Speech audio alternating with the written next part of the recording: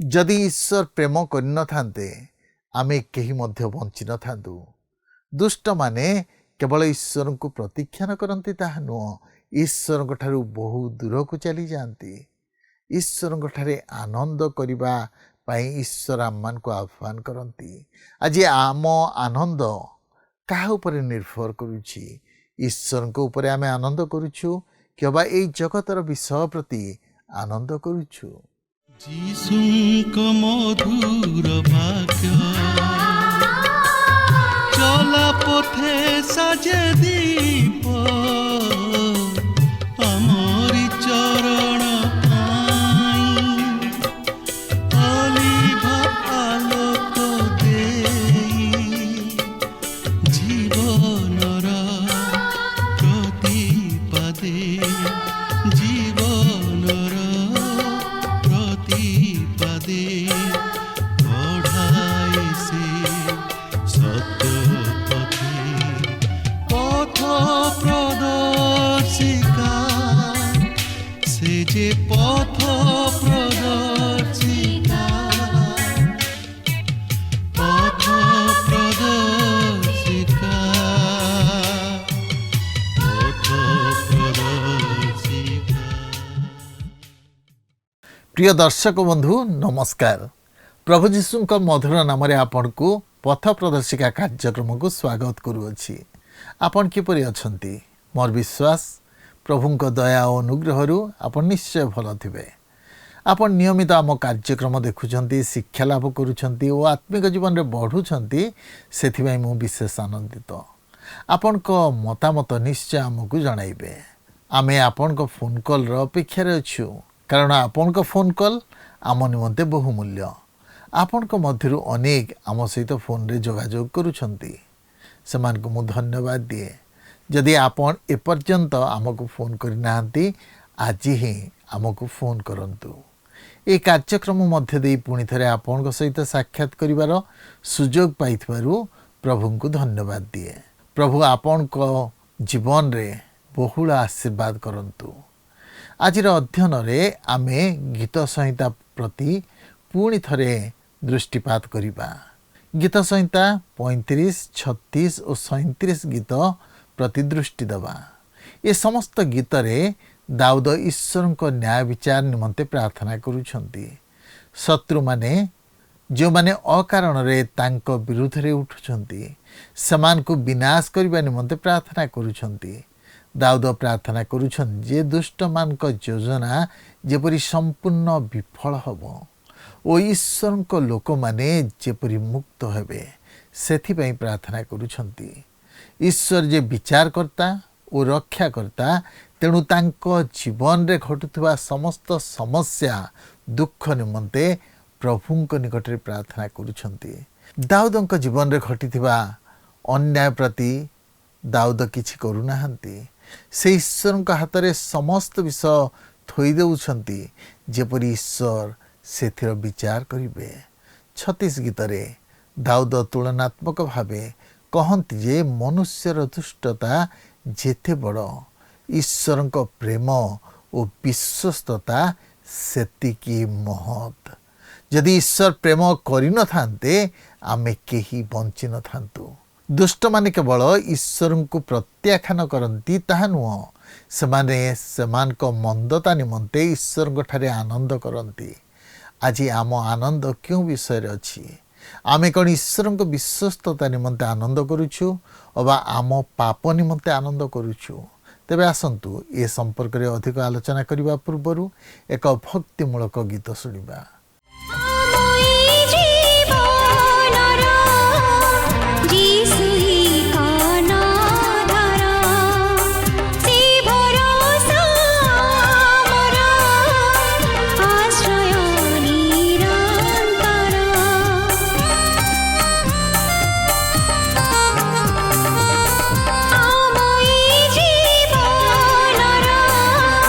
जीसु ही काना धारा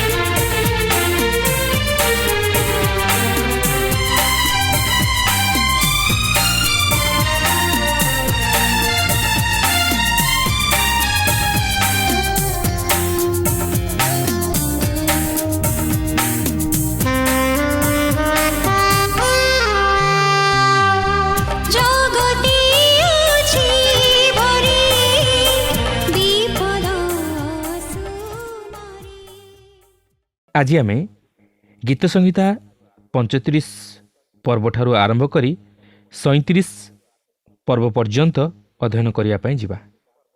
ଏହି 35 ପର୍ବର ମୁଖ୍ୟ ପ୍ରସଙ୍ଗ ହେଉଛି ଦାଉଦ ତାହାଙ୍କର ଶତ୍ରୁମାନଙ୍କ ହସ୍ତରୁ ଉଦ୍ଧାର ପାଇବା ନିମନ୍ତେ ପ୍ରାର୍ଥନା କଲେ।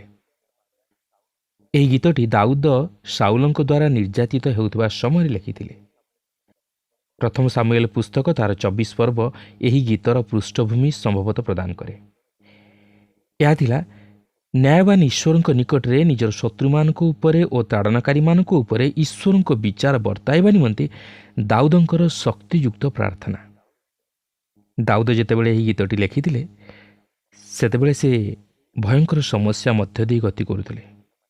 ସେ ସାଉଲଙ୍କ ହସ୍ତରୁ ରକ୍ଷା ପାଇବା ନିମନ୍ତେ ଦୌଡ଼ି ପଳାଇ ଯାଇଥିଲେ।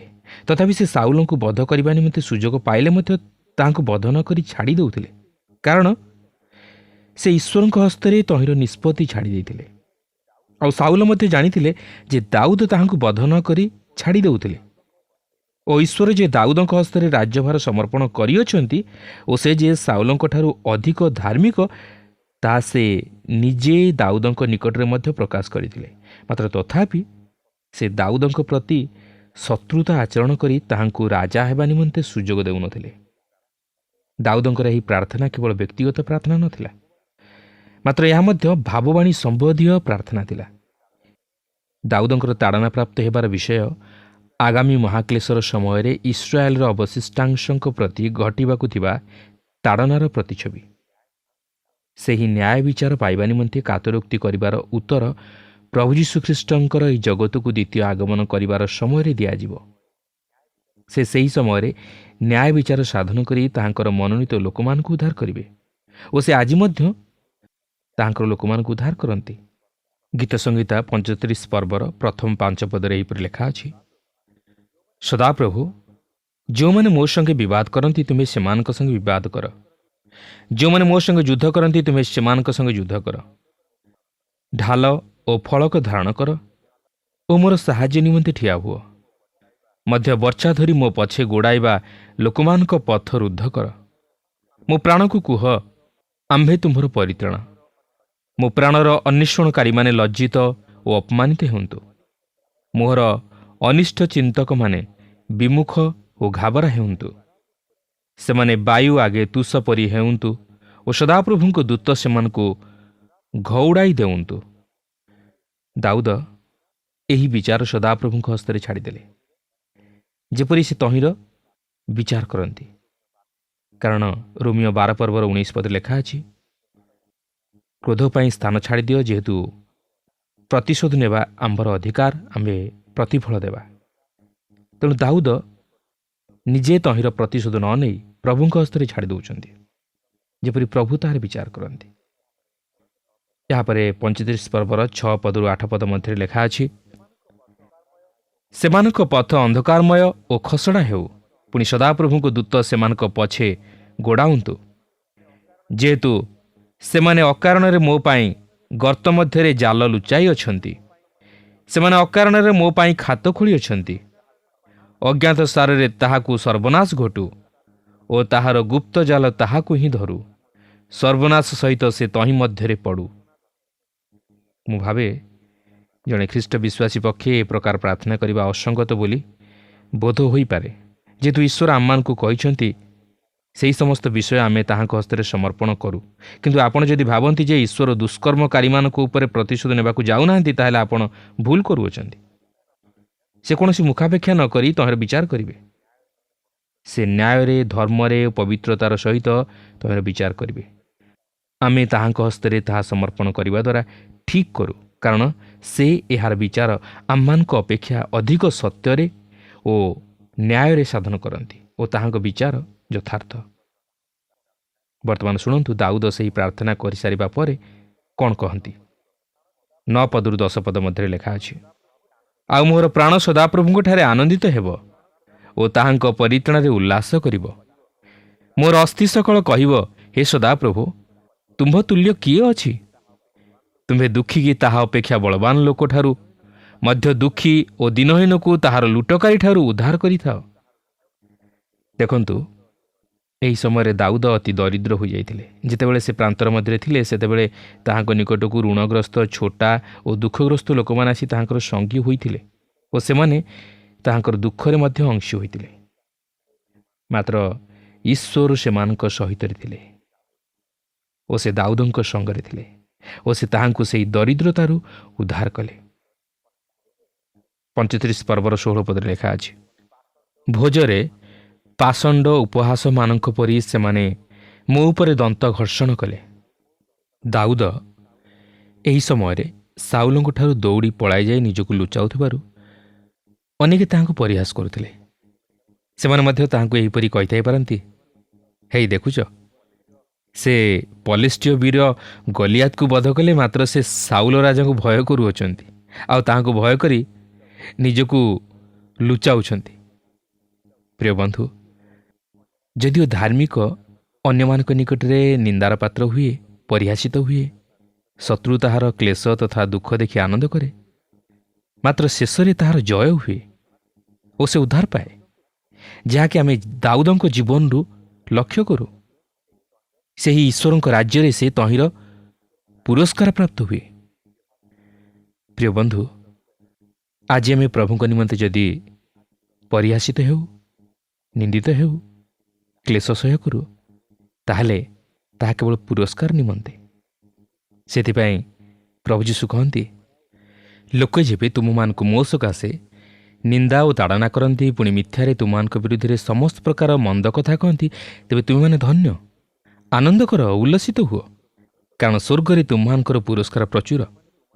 ସେହିପରି ତ ସେମାନେ ତୁମମାନଙ୍କ ପୂର୍ବବର୍ତ୍ତୀ ଭାଓବାଦୀମାନଙ୍କୁ ତାଡ଼ନା କରିଥିଲେ। ପ୍ରିୟ ବନ୍ଧୁ, ପ୍ରଭୁଙ୍କ ନିମନ୍ତେ ଦୁଃଖ ସହ୍ୟ କରିବା, କ୍ଲେଶ ସହ୍ୟ କରିବା ସବୁଠାରୁ ଗୌରବର ବିଷୟ। ଆସନ୍ତୁ ଏହାପରେ 36 ପର୍ବ ମଧ୍ୟକୁ ଯିବା। ଏହି ଗୀତ 36 ପର୍ବଟି ଦୁଷ୍ଟର ଛବି ପ୍ରଦାନ କରେ। ଏହା ମନୁଷ୍ୟ ହୃଦୟର ଦୁଷ୍ଟତାକୁ ପ୍ରକାଶ କରେ। ଆପଣ ଏହା ବିଶ୍ୱାସ କରି ନପାରନ୍ତି, ମାତ୍ର ପ୍ରତ୍ୟେକ ମନୁଷ୍ୟର ଦୁଷ୍ଟତାର ହୃଦୟ ଅଛି। ଜିର୍ମିୟ 17 ପର୍ବର 9 ପଦରେ ଲେଖା ଅଛି, ଅନ୍ତଃକରଣ ସବୁଠାରୁ କପଟମୟ ଓ ଅପ୍ରତି କାର୍ଯ୍ୟ ରୂପେ ପୀଡ଼ିତ, କିଏ ତାହା ଜାଣିପାରେ? କିନ୍ତୁ ଈଶ୍ୱର ତହିଁର ପ୍ରତିକାର କରନ୍ତି। ତେବେ ଦେଖନ୍ତୁ 36 ପର୍ବର ପ୍ରଥମ ପଦରେ ଏହିପରି ଲେଖା ଅଛି, ଦୁଷ୍ଟର ଅପରାଧ ମୋ ହୃଦୟ ମଧ୍ୟରେ କହେ, ପରମେଶ୍ୱର ବିଷୟ ଏକ ଭୟ ତାହାର ଚକ୍ଷୁର ଅଗୋଚର। ତାହାର ଚକ୍ଷୁ ସମ୍ମୁଖରେ ଈଶ୍ୱର ଭୟ ନଥାଏ। ରୋମିଓ 3 ପର୍ବର 18 ପଦରେ ଲେଖା ଅଛି, ଈଶ୍ୱରଙ୍କ ଭୟ ସେମାନଙ୍କ ଆଖି ଆଗରେ ନଥାଏ। ଯେହେତୁ ସେମାନେ ଈଶ୍ୱରଙ୍କୁ ଭୟ କରନ୍ତି ନାହିଁ, ସେମାନେ ଈଶ୍ୱରଙ୍କ ବିଷୟରେ ଚିନ୍ତିତ ନୁହନ୍ତି। ତେଣୁକରି ସେମାନେ ଈଶ୍ୱରଙ୍କଠାରେ ଭୟ କରନ୍ତି ନାହିଁ କି ତାହାଙ୍କର ନିକଟବର୍ତ୍ତୀ ହୁଅନ୍ତି ନାହିଁ। 2 ପଦରେ ଲେଖା ଅଛି, କାରଣ ତାହାର ଅଧର୍ମ ପ୍ରକାଶିତ ଓ ଘୃଣିତ ହେବ ନାହିଁ ବୋଲି ସେ ଆପଣା ଦୃଷ୍ଟିରେ ଆପଣାକୁ ଭୁଲାଏ। ସେମାନଙ୍କ ଜୀବନ ଛଳନା ଓ ପ୍ରତାରଣାପୂର୍ଣ୍ଣ, ମାତ୍ର ତାହା ସବୁଦିନ ନିମନ୍ତେ ନୁହେଁ, କାରଣ ଦିନେ ଈଶ୍ୱର ତାହା ଦେଖାଇଦେବେ। 3 ପଦରେ ଲେଖା ଅଛି, ତାହାର ମୁଖର ବାକ୍ୟ ଅଧର୍ମ ଓ ପ୍ରବଞ୍ଚନା ମାତ୍ର, ସେ ସୁବିବେଚନା ଓ ସୁକର୍ମ ତ୍ୟାଗ କରିଅଛି। ତାହାର ମୁଖ ଅଧର୍ମ ଓ ପ୍ରବଞ୍ଚନାର କଥା କହେ, ସେ କେବେ ହେଲେ ସତ୍ୟ ଓ ନ୍ୟାୟ ରକ୍ଷା କରିପାରେ ନାହିଁ। ଏହାପରେ 4 ପଦରେ ଲେଖା ଅଛି, ସେ ଆପଣା ଶଯ୍ୟାରେ ଅଧର୍ମ କଳ୍ପନା କରେ, ସେ ଅମଙ୍ଗଳ ମାର୍ଗରେ ଆପଣାକୁ ପ୍ରବର୍ତ୍ତାଏ, ସେ ମନ୍ଦତା ଘୃଣା କରେ ନାହିଁ। ସେ ଅଧାର୍ମିକତା ଓ ମନ୍ଦତାକୁ ଭଲ ପାଏ। ସେ ନିଜ ଶଯ୍ୟାରେ ଶୋଇ ଆସନ୍ତାକାଲି ପାଇଁ କ'ଣ ଅମଙ୍ଗଳ କରିପାରିବ, କ'ଣ ମନ୍ଦତା ଘଟାଇ ପାରିବ, ତାହା ହିଁ କଳ୍ପନା କରେ ଓ ଯୋଜନା କରେ। ତାର ଚିନ୍ତାଧାରା ସେ ପ୍ରକାର। ବର୍ତ୍ତମାନ ଈଶ୍ୱର କିଏ ତହିଁର ଏକ ଛବି ଆମେ ଏହି ଅଂଶରେ ଦେଖିବାକୁ ପାରିବା, ଯାହାକି 36 ପର୍ବର 5 ପଦରୁ 12 ପଦ ମଧ୍ୟରେ ଲେଖା ଅଛି। 5 ପଦରୁ 7 ପଦ ମଧ୍ୟରେ ଏହିପରି ଲେଖା ଅଛି, ହେ ସଦାପ୍ରଭୁ, ତୁମ୍ଭର ସ୍ନେହପୂର୍ଣ୍ଣ କରୁଣା ସ୍ୱର୍ଗରେ ଥାଏ, ତୁମ୍ଭର ବିଶ୍ୱସ୍ତତା ଗଗନସ୍ପର୍ଶୀ, ତୁମ୍ଭର ଧର୍ମ ପରମେଶ୍ୱରଙ୍କ ପର୍ବତଗଣ ତୁଲ୍ୟ, ତୁମ୍ଭର ଶାସନ ସବୁ ମହାବାରିଧି ସ୍ୱରୂପ। ହେ ସଦାପ୍ରଭୁ, ତୁମେ ମନୁଷ୍ୟ ଓ ପଶୁକୁ ରକ୍ଷା କରୁଅଛ। ହେ ପରମେଶ୍ୱର, ତୁମ୍ଭର ସ୍ନେହପୂର୍ଣ୍ଣ କରୁଣା କିପରି ବହୁମୂଲ୍ୟ। ପୁଣି ମନୁଷ୍ୟ ସନ୍ତାନଗଣ ତୁମ୍ଭ ପକ୍ଷ ଛାୟା ତଳେ ଆଶ୍ରୟ ନିଅନ୍ତି। ଦୁଷ୍ଟ ଏ ପ୍ରକାର ଈଶ୍ୱରଙ୍କୁ ଜାଣେ ନାହିଁ। ତାହାଙ୍କ ପକ୍ଷ ଛାୟା ତଳେ ଆଶ୍ରୟ ନେଲେ ମନୁଷ୍ୟ କ'ଣ ପାଏ ତାହା ସେ ଜାଣେ ନାହିଁ। ଧାର୍ମିକତା ଜାଣେ ଓ ସେ ସେହି ପକ୍ଷ ଛାୟା ତଳେ ଆଶ୍ରୟ ନିଏ, କାରଣ ତାହାଙ୍କ ପକ୍ଷ ଛାୟା ତଳେ ସୁରକ୍ଷା, ନିରାପଦ, ବିଶ୍ରାମ ଓ ଈଶ୍ୱରଙ୍କ ପ୍ରେମର ଉଷ୍ମତା ମିଳେ। ଯେଉଁମାନେ ସେହି ପ୍ରଭୁ ଯୀଶୁଖ୍ରୀଷ୍ଟଙ୍କର ପକ୍ଷ ଛାୟା ତଳେ ଆଶ୍ରୟ ନିଅନ୍ତି ସେମାନେ ବାସ୍ତବ ଭାବରେ ସୁରକ୍ଷା ପ୍ରାପ୍ତ ହୁଅନ୍ତି, ପାପରୁ ଉଦ୍ଧାର ପାଆନ୍ତି, ବିଶ୍ରାମ ପାଆନ୍ତି ଏବଂ ଈଶ୍ୱରଙ୍କ ପ୍ରେମର ବାସ୍ତବତାକୁ ସେମାନେ ଉପଲବ୍ଧି କରନ୍ତି।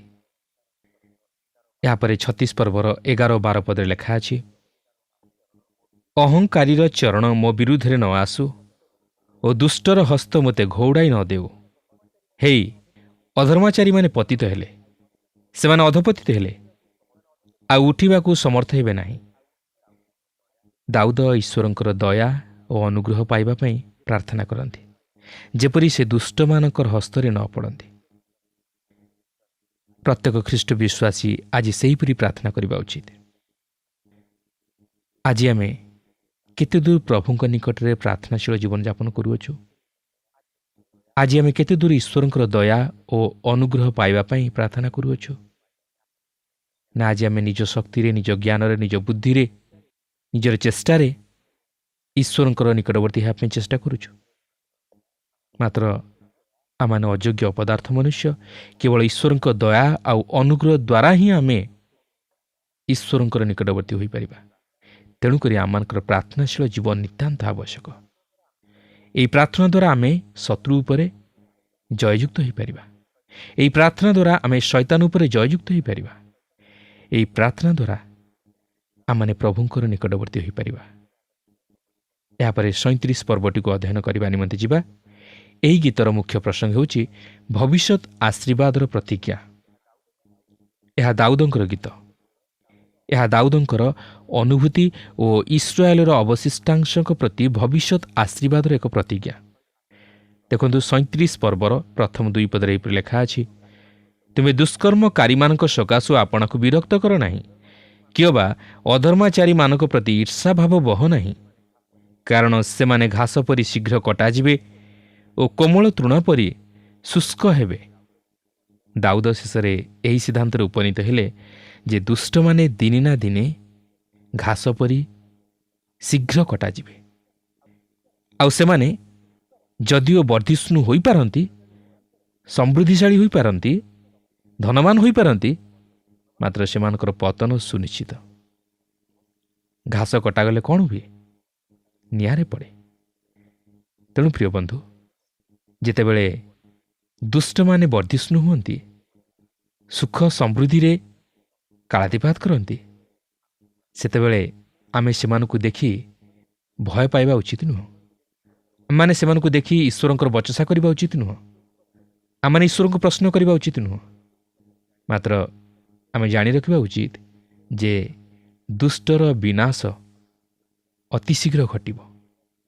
ତେଣୁକରି ଏହି ଜଗତ ମଧ୍ୟରେ ଆମେ ପ୍ରଭୁଙ୍କ ନିମନ୍ତେ ଜୀବନଯାପନ କରିବା ପାଇଁ ଚେଷ୍ଟା କରୁ ଏବଂ ଧାର୍ମିକତାର ପଥରେ ଅଗ୍ରସର ହେଉ।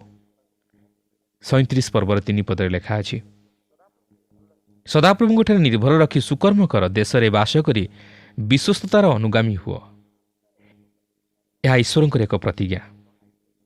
ସେ କହନ୍ତି, ତୁମେମାନେ ଦୁଷ୍ଟମାନଙ୍କ ବିଷୟରେ ବ୍ୟତିବ୍ୟସ୍ତ ହୁଅ ନାହିଁ। ତୁମେମାନେ ମୋଠାରେ ବିଶ୍ୱାସ କର ଓ ମୁଁ ତୁମମାନଙ୍କର ଯତ୍ନ ନେବି। ମାତ୍ର ତୁମେମାନେ ବିଶ୍ୱସ୍ତତାର ଅନୁଗାମୀ ହୁଅ। ପ୍ରିୟ ବନ୍ଧୁ, ପ୍ରଭୁ ଆମମାନଙ୍କ ଜୀବନରୁ ସେହି ବିଶ୍ୱସ୍ତତା ଚାହାନ୍ତି। ଆମେ ଯେଉଁ କ୍ଷେତ୍ରରେ ରହି କାର୍ଯ୍ୟ କରୁଅଛୁ ସେଠାରେ ଯେପରି ଆମମାନେ ବିଶ୍ୱସ୍ତତା ରକ୍ଷା କରୁ, ଏହା ହେଉଛି ପ୍ରଭୁଙ୍କ ଦୃଷ୍ଟିରେ ଅତି ଉତ୍ତମ ବିଷୟ। ଯଦି ଆମେ ବିଶ୍ୱସ୍ତତା ରକ୍ଷା ନ କରୁ, ତାହେଲେ ଆମେ କେବେ ହେଲେ ପ୍ରଭୁଙ୍କର ସେହି ଆଶୀର୍ବାଦର ଅଧିକାରୀ ହୋଇପାରିବା ନାହିଁ। ଆମେ ସୁକର୍ମ କରିବା ଉଚିତ ଏବଂ ବିଶ୍ୱସ୍ତତାର ଅନୁଗାମୀ ହେବା ଉଚିତ। ଏହା ହିଁ ହେଉଛି ଧାର୍ମିକ ଲୋକମାନଙ୍କର କାର୍ଯ୍ୟକଳାପ। 37ର ଚାରିପଦରେ ଲେଖା ଅଛି, ମଧ୍ୟ ସଦାପ୍ରଭୁଙ୍କଠାରେ ଆନନ୍ଦ କର, ତହିଁରେ ସେ ତୁମ୍ଭର ମନୋବାଞ୍ଛା ପୂର୍ଣ୍ଣ କରିବେ। ଇସ୍ରାଏଲ ସନ୍ତାନଗଣ ନିମନ୍ତେ ଏହା ଥିଲା ଈଶ୍ୱରଙ୍କର ପ୍ରତିଜ୍ଞା, ମାତ୍ର ଏହା ଆମମାନଙ୍କ ନିମନ୍ତେ ମଧ୍ୟ ପ୍ରଯୁଜ୍ୟ। ସେ ଆମମାନଙ୍କୁ ସମସ୍ତ ଆତ୍ମିକ ଆଶୀର୍ବାଦରେ ପରିପୂର୍ଣ୍ଣ କରିବେ ଓ ଆମମାନେ ତାହାଙ୍କଠାରେ ଆନନ୍ଦ କରିବା। ବର୍ତ୍ତମାନ ଦାଉଦ ଆଉ କେତେକ ବିଷୟ ନେଇ ପ୍ରକାଶ କରନ୍ତି, ଯାହାକି ଆମମାନେ କରିପାରିବା। ଦେଖନ୍ତୁ, ସେହି 37 ପର୍ବର 5 ପଦରେ ଲେଖା ଅଛି, ସଦାପ୍ରଭୁଙ୍କଠାରେ ତୁମ୍ଭର ଗତି ସମର୍ପଣ କର, ମଧ୍ୟ ତାହାଙ୍କଠାରେ ନିର୍ଭର ରଖ, ତହିଁରେ ସେ ତାହା ସଫଳ କରିବେ। ସଦାପ୍ରଭୁଙ୍କଠାରେ ତୁମ୍ଭର ଗତି ସମର୍ପଣ କର। ଅନେକ ଖ୍ରୀଷ୍ଟ ବିଶ୍ୱାସୀ ସମାଲୋଚନା କରି ଈଶ୍ୱରଙ୍କୁ ଦୋଷାରୋପ କରନ୍ତି, ମାତ୍ର ସେମାନେ ନିଜକୁ ପ୍ରଭୁଙ୍କଠାରେ ସମର୍ପଣ କରନ୍ତି ନାହିଁ। ଲେଖା ଅଛି, ମଧ୍ୟ ତାହାଙ୍କଠାରେ ନିର୍ଭର ରଖ, ତହିଁରେ ସେ ତାହା ସଫଳ କରିବେ। ଆଜି କ'ଣ ଆମମାନଙ୍କର ନିର୍ଭରତା ପ୍ରଭୁଙ୍କ ଉପରେ ଅଛି କି? ମାତ୍ର ଆମେ ଦେଖୁ ଯେ ଦାଉଦଙ୍କର ନିର୍ଭରତା ପ୍ରଭୁଙ୍କ ଉପରେ ଥିଲା। ତେଣୁକରି ସେ ଯଦିଓ ସମସ୍ୟା ଆଉ ଦୁଃଖ ମଧ୍ୟ ଦେଇ ଗତି କଲେ, ମାତ୍ର ଶେଷରେ ସେ ସଫଳତାର ଅଧିକାରୀ ହେଲେ। ଏହାପରେ 37 ପର୍ବର 7 ପଦରେ ଲେଖା ଅଛି, ସଦାପ୍ରଭୁଙ୍କଠାରେ ସୁସ୍ଥିର ହୁଅ ଓ ଧୈର୍ଯ୍ୟ ଧରି ତାହାଙ୍କ ଅପେକ୍ଷାରେ ରୁହ, ଯେ ନିଜ ମାର୍ଗରେ କୃତକାର୍ଯ୍ୟ ହୁଏ, ଯେଉଁ ଜନ କୁସଂକଳ୍ପ ସାଧନ କରେ, ତାହା ସକାଶୁ ଆପଣଙ୍କୁ ବିରକ୍ତ କର ନାହିଁ। ସଦାପ୍ରଭୁଙ୍କଠାରେ ସୁସ୍ଥିର ହୁଅ ଓ ଧୈର୍ଯ୍ୟ ଧରି ତାହାଙ୍କ ଅପେକ୍ଷାରେ ରହ। ଯେତେବେଳେ ଦୁଷ୍ଟମାନେ ସମୃଦ୍ଧିଶାଳୀ ହୁଅନ୍ତି, ସେମାନଙ୍କୁ ଦେଖି ବିରକ୍ତ ହୁଅ ନାହିଁ। 8 ପଦରେ ଲେଖା ଅଛି, କ୍ରୋଧରୁ କ୍ଷାନ୍ତ ହୁଅ। ଆପଣ ଜଣେ ଈଶ୍ୱରଙ୍କ ସନ୍ତାନ ହିସାବରେ ଦୁଷ୍କର୍ମ କରି କେବେ ହେଲେ ତହିଁରୁ ବର୍ତ୍ତି ଯାଇପାରିବେ ନାହିଁ। ଆପଣ ନିଶ୍ଚିତ ଭାବେ ସମସ୍ୟାର ସମ୍ମୁଖୀନ ହେବେ। ତେଣୁ କ୍ରୋଧରୁ କ୍ଷାନ୍ତ ହେବା ଉଚିତ। 9 ପଦରେ ଲେଖା ଅଛି, ଦୁଷ୍ଟମାନେ ଉଚ୍ଛିନ୍ନ ହେବେ, ମାତ୍ର ଧାର୍ମିକମାନେ ଦେଶାଧିକାରୀ ହେବେ।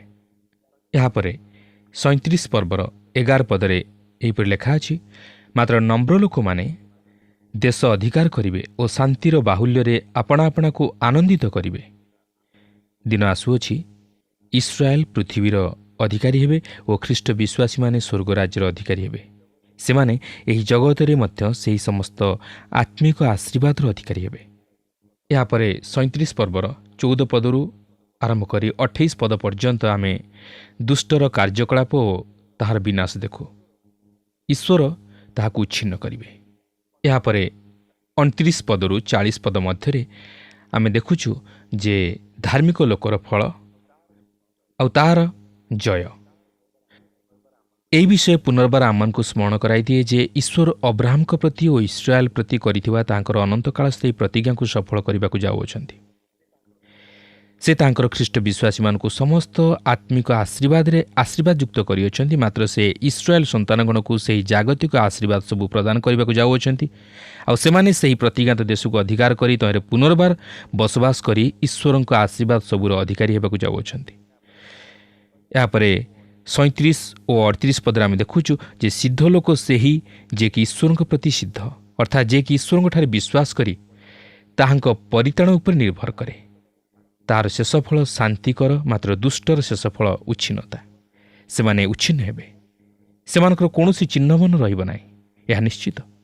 ପ୍ରିୟ ବନ୍ଧୁ, ଆଜି ଏହି ବାକ୍ୟ ଅନୁଯାୟୀ ଆମେ ନିଜ ନିଜର ଜୀବନକୁ ସମୀକ୍ଷା କରୁ ଓ ନିଜକୁ ପଚାରୁ, ମୁଁ ଆଜି କେଉଁ ମାର୍ଗ ଅବଲମ୍ବନ କରୁଅଛି? ଏହା ମୃତ୍ୟୁର ମାର୍ଗ ନା ଜୀବନର ମାର୍ଗ? ଏହା ସିଦ୍ଧତାର ମାର୍ଗ ନା ଦୁଷ୍ଟତାର ମାର୍ଗ? ଏହା ଧାର୍ମିକତାର ମାର୍ଗ ନା ଅଧାର୍ମିକତାର ମାର୍ଗ? କିନ୍ତୁ ଆମେ ଜାଣି ରଖିବା ଉଚିତ ଯେ ଧାର୍ମିକର ମାର୍ଗ ଅନନ୍ତ ଜୀବନର ମାର୍ଗ, କିନ୍ତୁ ଦୁଷ୍ଟର ମାର୍ଗ ଅନନ୍ତ ମୃତ୍ୟୁର ମାର୍ଗ। ଏହାର ଶେଷ ଫଳ ବିନାଶ। ତେଣୁକରି ଗୀତ ସଂହିତା 1 ପର୍ବରେ ଲେଖା ଅଛି ଯେ ଯେଉଁ ଜନ ଦୁଷ୍ଟମାନଙ୍କ ମନ୍ତ୍ରଣାରେ ଚାଲେ ନାହିଁ ବା ପାପୀମାନଙ୍କ ମାର୍ଗରେ ଠିଆ ହୁଏ ନାହିଁ, କିମ୍ବା ନିନ୍ଦକମାନଙ୍କ ସଭାରେ ବସେ ନାହିଁ, ମାତ୍ର ସଦାପ୍ରଭୁଙ୍କ ବ୍ୟବସ୍ଥାରେ ଯାହାର ଆମୋଦ ଥାଏ ଓ ଯେ ଦିବାରାତ୍ର ତାହାଙ୍କର ବ୍ୟବସ୍ଥା ଧ୍ୟାନ କରେ, ସେ ଧନ୍ୟ। ପ୍ରିୟ ବନ୍ଧୁ, ଯଦି ଆମମାନେ ଧାର୍ମିକତାର ମାର୍ଗରେ ଅଗ୍ରସର ହେବା ପାଇଁ ଚାହୁଁ, ତାହେଲେ ସେହି ମାର୍ଗ ନିମନ୍ତେ ପ୍ରଭୁଙ୍କର ବାକ୍ୟ ହିଁ ଆମମାନଙ୍କୁ ଆଲୋକ ଦେଖାଇବ। ପ୍ରଭୁ ପ୍ରତ୍ୟେକଙ୍କୁ ସେହି ଜୀବନର ପଥରେ କଢ଼ାଇ ନିଅନ୍ତୁ। ମୋର ବିଶ୍ୱାସ ଆଜିର କାର୍ଯ୍ୟକ୍ରମ ଆପଣଙ୍କୁ ନିଶ୍ଚୟ ଭଲ ଲାଗିଥିବ ଓ ଆପଣ ଆତ୍ମିକ ଭାବେ ଉପକୃତ ହୋଇଥିବେ।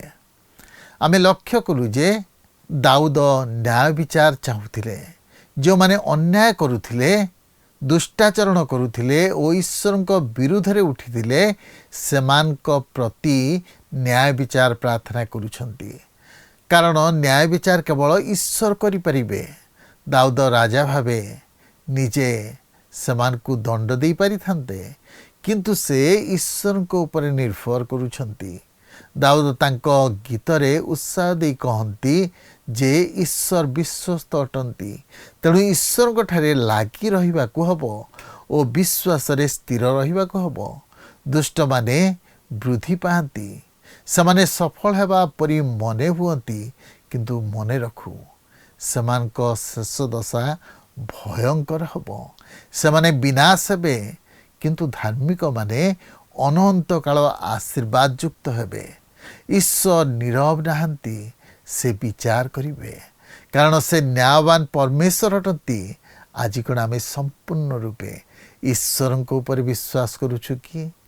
ତାଙ୍କଠାରେ ଭରସା ସ୍ଥାପନ କରୁଛୁ କି? ଯେ ଆଶ୍ଚର୍ଯ୍ୟ କାର୍ଯ୍ୟ କରିବା ନିମନ୍ତେ ସକ୍ଷମ ଅଟନ୍ତି। ଆମ ବିଶ୍ୱାସ କ'ଣ ତାଙ୍କଠାରେ ଅଛି କି? ଆଜି ତ ଆମ ସମୟ ଶେଷ ହେଲାଣି। ପରବର୍ତ୍ତୀ କାର୍ଯ୍ୟକ୍ରମରେ ପୁଣି ଆପଣଙ୍କ ସହିତ ସାକ୍ଷାତ ହେବ, କିନ୍ତୁ ଆପଣଙ୍କଠାରୁ ବିଦାୟ ନେବା ପୂର୍ବରୁ ଆସନ୍ତୁ ପ୍ରାର୍ଥନା କରିବା। ଦୟାଳୁ ପ୍ରେମମୟ ପ୍ରଭୁ, ଆମେ ତୁମର ଧନ୍ୟବାଦ କରୁଅଛୁ। ଏହି ମନ୍ଦ ଜଗତରେ ଯଦିଓ ପ୍ରଭୁ ଦୁଷ୍ଟମାନେ ବୃଦ୍ଧି ପାଇବାର ଆମମାନେ ଦେଖୁ, ଧାର୍ମିକମାନେ ବିଭିନ୍ନ ସମସ୍ୟା ମଧ୍ୟ ଦେଇ ଯିବାର ଆମେ ଦେଖୁ, କିନ୍ତୁ ପ୍ରଭୁ ତୁମେ ଯେ ବିଚାରକର୍ତ୍ତା ଅଟ, ତୁମେ ନ୍ୟାୟ ବିଚାରକର୍ତ୍ତା ପ୍ରଭୁ, ତୁମେ ତୁମ ନିରୂପିତ ସମୟରେ ହଁ ପ୍ରଭୁ ସମୁଚିତ ଦଣ୍ଡ ଦେବା ପରମେଶ୍ୱର। ପ୍ରଭୁ ପ୍ରାର୍ଥନା କରୁଛୁ ତୁମେ ଆମମାନଙ୍କୁ ସେଇ ଉତ୍ସାହଜନକ ବାକ୍ୟ ଦେଇ କଥା କହିଛ। ପ୍ରଭୁ ପ୍ରାର୍ଥନା କରୁଛୁ ଆମେ ଯେପରି ସମ୍ପୂର୍ଣ୍ଣ ତୁମ ଉପରେ ନିର୍ଭର ରଖି ଜୀବନ କାଟିବୁ, ସେଇ ଅନୁଗ୍ରହ ତୁମେ ଆମମାନଙ୍କୁ ଦାନ କର। ତୁମର ଈଶ୍ୱର୍ଗୀୟ ଅନୁଗ୍ରହ ଆଶୀର୍ବାଦରେ ତୁମେ ଆମମାନଙ୍କୁ ପରିପୂର୍ଣ୍ଣ କର। ସବୁ ପ୍ରକାର ଅମଙ୍ଗଳରୁ ତୁମେ ଆମମାନଙ୍କୁ ରକ୍ଷା କର। ତୁମରି ଆଶୀର୍ବାଦ ଦେଇ ପ୍ରଭୁ ତୁମେ ବ୍ୟବହାର କର, ଯେପରି ଜୀବନର ସବୁ ମୁହୂର୍ତ୍ତରେ ଆମେ କେବଳ ତୁମ ଉପରେ ଆଉଜି ପଡ଼ିବୁ, ସେପରି କୃପା ତୁମେ କର। ତୁମେ ଆମମାନଙ୍କ ପ୍ରାର୍ଥନା ଶୁଣିଲ, ଉତ୍ତର ଦେଲ ବୋଲି ଧନ୍ୟବାଦ ଦେଇ ଏହି ପ୍ରାର୍ଥନା ଆମମାନଙ୍କ ନିମନ୍ତେ ପ୍ରାଣ ଦେଇଥିବା ପ୍ରିୟ ଯୀଶୁଙ୍କ ନାମରେ ମାଗିଲୁ, ଆମେନ୍। ବହୁତ ବହୁତ ଧନ୍ୟବାଦ। ପ୍ରଭୁ ଆପଣମାନଙ୍କୁ ଆଶୀର୍ବାଦ କରନ୍ତୁ। ଗତ ପ୍ରଶ୍ନର ଉତ୍ତରଟି ହେଲା ଏ ଏଭ୍ରି। ଆଜିର ପ୍ରଶ୍ନଟି ହେଲା ଧାର୍ମିକତା ମାର୍ଗରେ କିଏ ଆମ୍ଭମାନଙ୍କୁ କଢ଼ାଇ ନିଏ? ଏ ଗର୍ବ, ବି ଅହଙ୍କାର, ସି ଈଶ୍ୱରଙ୍କ ବାକ୍ୟ, ଡି ଦାମ୍ଭିକତା।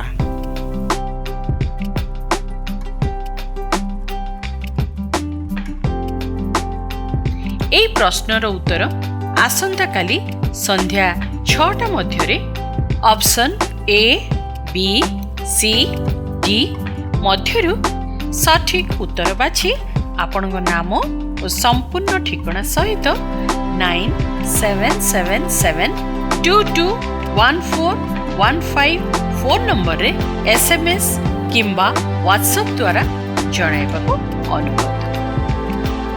जदि आपको आम कार्यक्रम भल लगुच तेबे 0444908126 रे मिस्ड कॉल दे विजय होई परिबे। गत सप्ताहर विजय दर्शक बंधु हेले कोरापुटरू चिंतन खोसला।